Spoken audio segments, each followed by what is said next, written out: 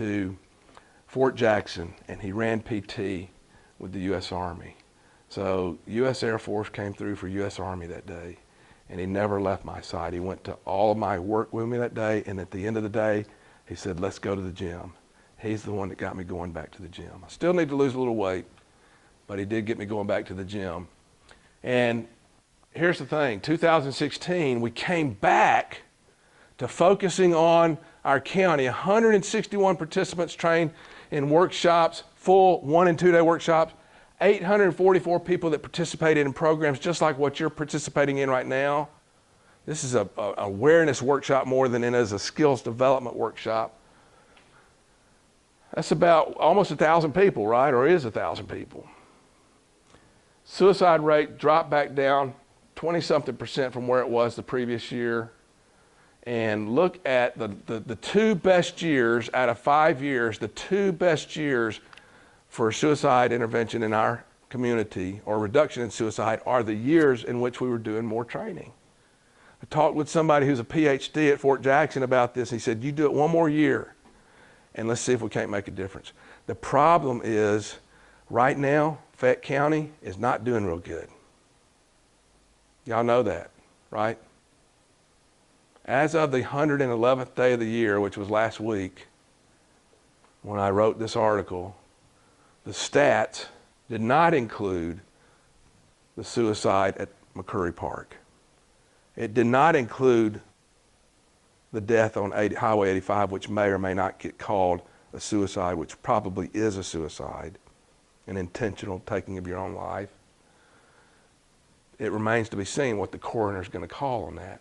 But even taking those out of the picture, we are still ahead of the national average. I had 2 more to that. We had one at the Lake Horton. When was that? Just a few days after the one I had. Okay, so when you add those in, And then we had another one on Porter Road that EMS never called. you add those in, and we are substantially higher than the national average right now. So we got to do something. Got to do something. All right. I get some of my data from Georgia Department of Public Health. One of the things that I am excited about, I'm very excited about this, and I look forward to sharing these numbers with you, but if you look at the 10-year average from 2006 to 2015, according to OASIS, the Georgia's analysis system, 449 deaths, external causes. So external causes is not a natural death, it's not a heart attack, it is death by suicide, electrocution, drowning, you guys know it, what else? Falling off the roof, what else? Car accident, what else? Hit by a UFO, I mean, whatever it is, an external cause of death. Now I will say this, 26% of those external causes of death are suicides over the past 10 years. So if we can get a handle on the suicide part, we can reduce the external cause of death another 25%. Y'all tracking? But here's the thing that I get excited about. If you look at us compared to the rest of the counties in the state of Georgia, and if you look at us compared to our closest neighbors, Coweta, Fulton, Clayton, Henry, and Pike. Those would be our closest neighbors, right? We're gold, 41.6 per 100,000 every year. 41 people die of natural or external causes every year in our county, not natural causes. In Pike County, it's 72. I don't know what's going on in Pike County, but we are 26% better than the state average. Now, I'm not saying this to toot your horn, I'm just saying this is a fact. I think it's a fact. You look at why is that? Because if we just took a blast of the state as a whole, you would think that anywhere you go within a certain area, the statistics should be about the same, right? Barring any other circumstances. So what circumstances would cause us to be 26% better than the rest of the state. I can't help but believe that it's a response of first responders. And I know you guys are going, yeah, that's right, right? But I'm not saying that to toot your horn.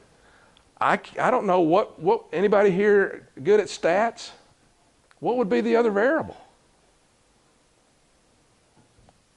I think we're doing a pretty good job. That's got to be part of it. How many fire stations do we have in the county? The county? Yeah. 16 stations total. Is that higher than most other counties? I don't know. I'm trying to figure it out. I can't get a handle on why we're 26% better. But that's a pretty good statistic for you guys. So maybe y'all can figure it out. I can't figure it out. It's got to be something you guys are doing. The thing that I am concerned about, the fire chiefs, International Fire Chiefs Association, they did a study, and this is what concerns me. The general public takes their life at a rate of 13 per 100,000. EMS, first responders, take their life at a rate of almost 3 times as much, 35 per 100,000. That is not good. And I know that this county has had losses over the years to suicide within the first responder community. You may know some of those people, but you have. We were talking about that in the last class. This is the reality across the nation.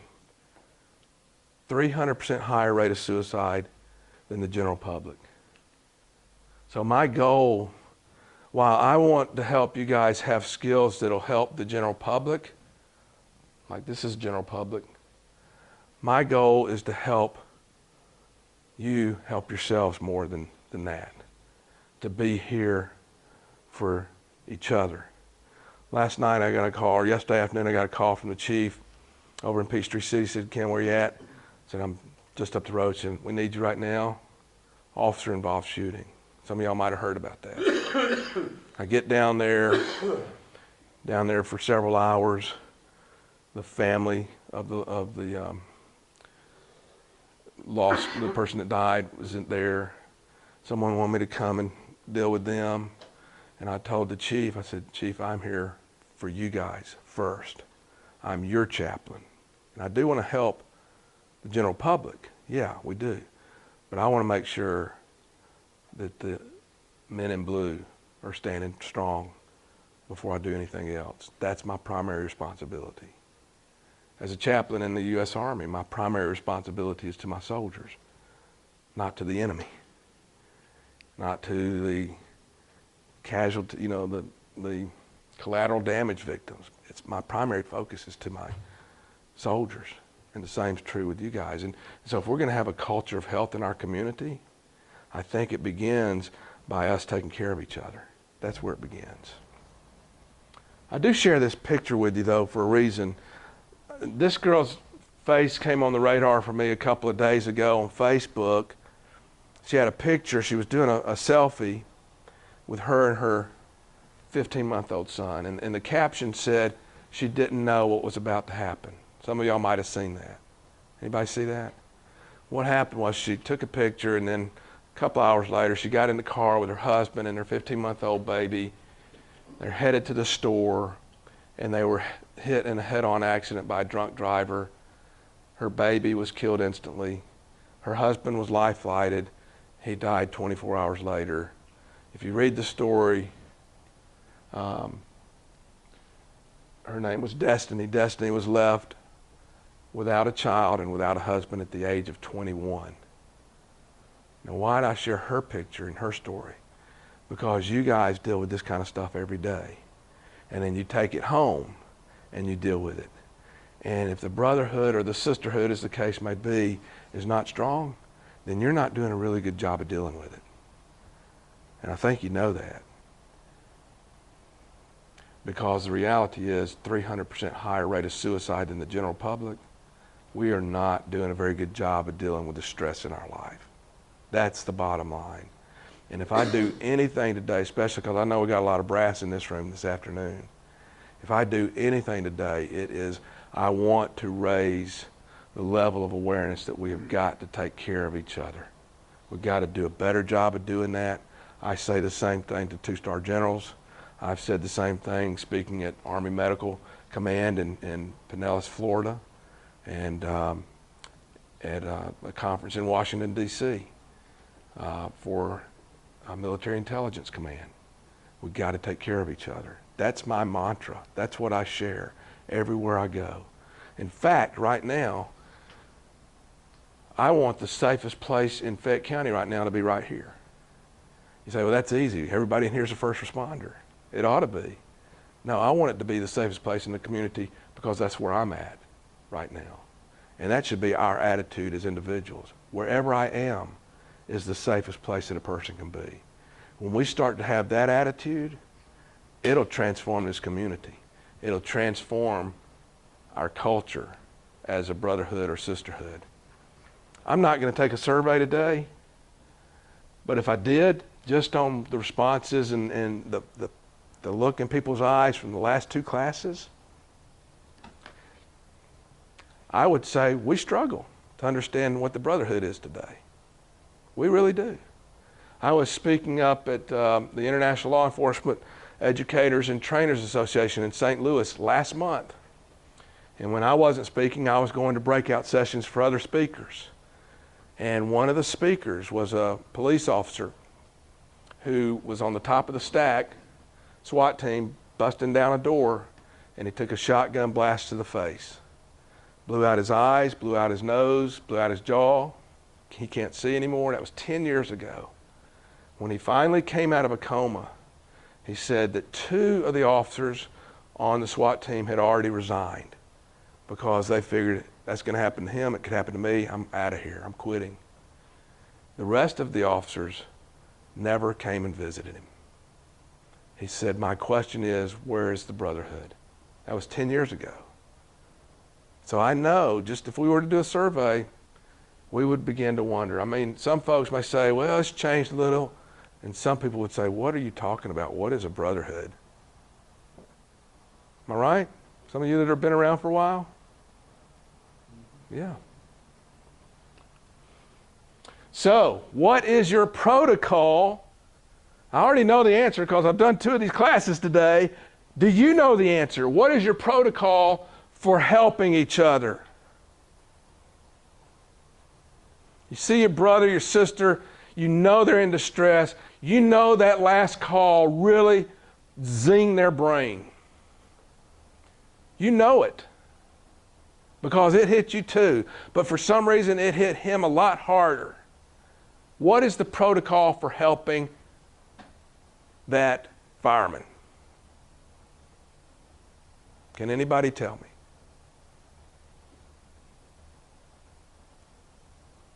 That's scary. I don't know the protocol, but I know what I do. Yes, tell me, sir, please. Talk to him, and I talk to his lieutenant and say, he needs some help. Okay, good. So what would that help look like? EAP, Yeah. talking to some pros, talking to people that can help you. Good.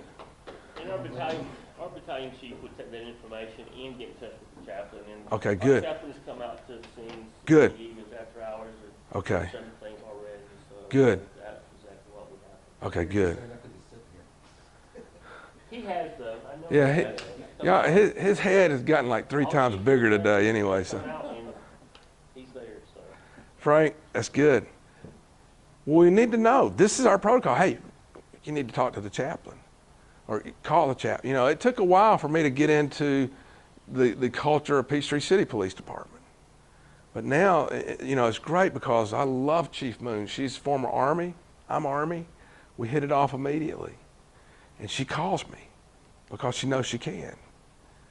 We've got to create that camaraderie again of taking care of each other. And you can expect somebody, when you've gone through a zinger of a day and you've had some calls that what's y'all's slogan? What's your jargon when it hits you hard? You got a special jargon? What is it? Anything? Is it? What? It was an effed up day. Okay, well, I'll just go with that then. You said it, I didn't. It was an effed up day. And so from now on, we should have this attitude. I know somebody's going to check on me. I think that would be a very positive attitude to have. But it's good to know somebody's got my back. I just reserved a new .com. I'm pumped up about it. I couldn't get some of the other ones I wanted, but I got one I thought was pretty good. You got my 6. The letter 6. I'm gonna make a license plate if nobody's got that yet. It's good to know Frank's got my 6. Who's got your 6? When you know somebody's looking after your back, that's a pretty good feeling. I know it is for all the soldiers that I work with, and I would expect it to be the same thing here. So, what about helping those you serve? You get a suicide call. What's the protocol there? I know y'all guys have got a certain protocol for that. You get a suicide call, and let's say, and it's going to be different. I know it's going to be, if the person has already taken a bottle of pills and they've already drank down all the Jack, and they're incapacitated, they're unconscious, you're going to do what you got to do, right? You're going to get them to the hospital.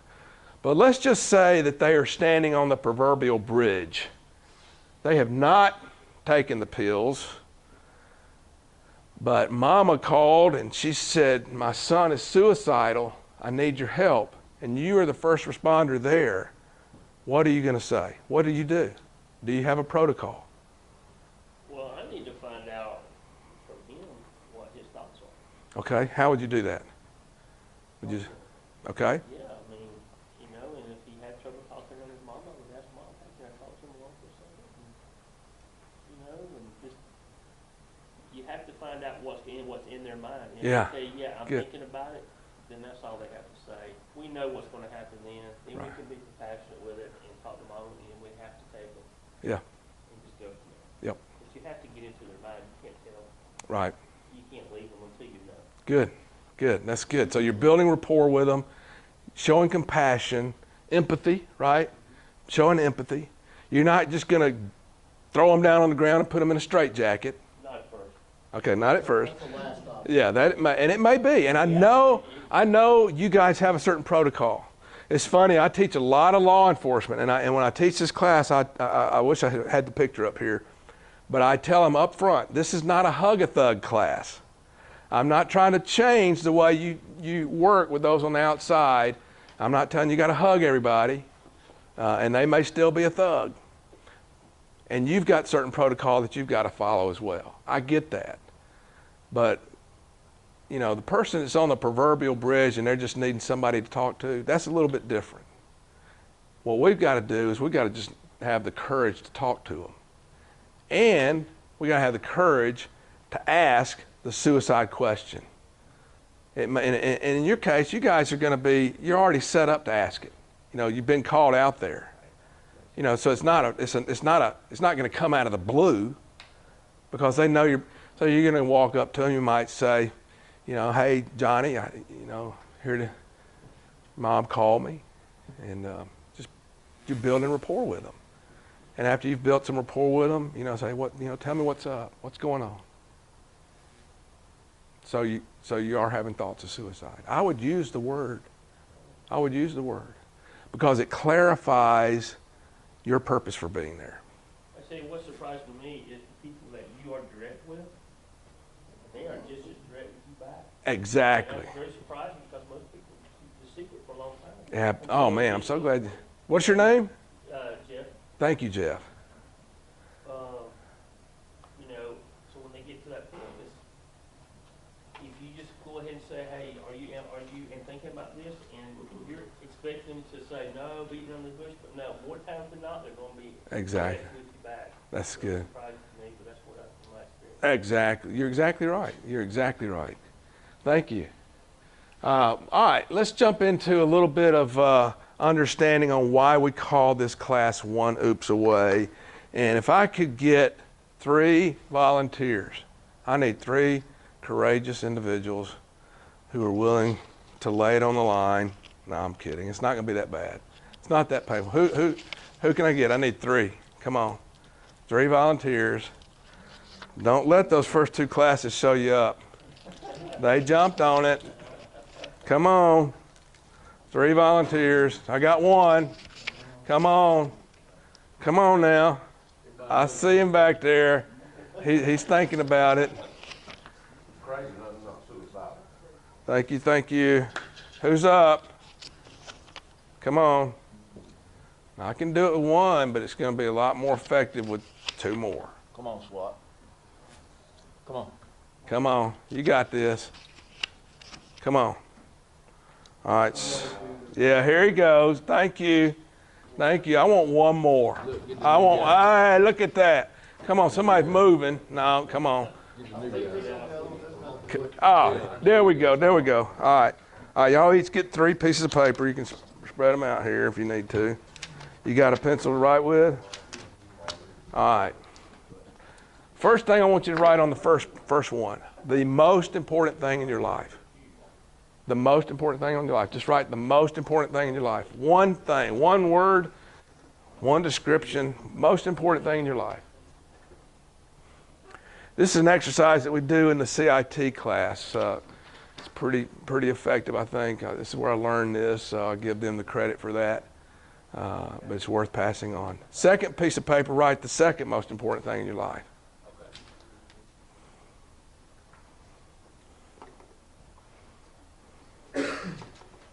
And guess what? On the third piece of paper, write the third most important thing in your life.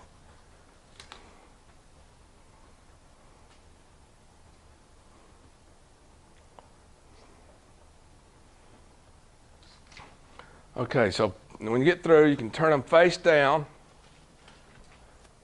and tell me your name, sir. Tony. Tony, thank you for coming up here. Tell me your name. Joe. Joe, thank you. Yep. Chris. Chris, thank you. All right, lay them all face down just like Tony did. And so, you know, a lot of times we have this attitude that we are responsible for everything that happens to us. And I think that's one of the things that weighs us down and causes our resilience to wane. When we feel like we're responsible for everything. And the reality is we're not always responsible for everything that happens to us. We'd like to think that we are, but we're not. And so life just happens. And when life happens, things get taken away. And when that happens, through no fault of your own, this one's going to be a little tough because I think Tony just lost himself. But what did you have left? What have you got left? My second's my kids. Okay. Third's my motorcycle. If you'd have got to the fourth, you'd have got my wife. There you go. So let's work with Tony here for a minute. So because he lost himself. Good luck. Now here's the thing. Here's the reality. How many people are wandering through life, wondering who, you know, what am I going to be when I grow up? And they're 40 years old. And they're wondering, I mean, there's folks in this room, right? And we're wondering, you know, what happened to me? You know, even though I haven't lost anything,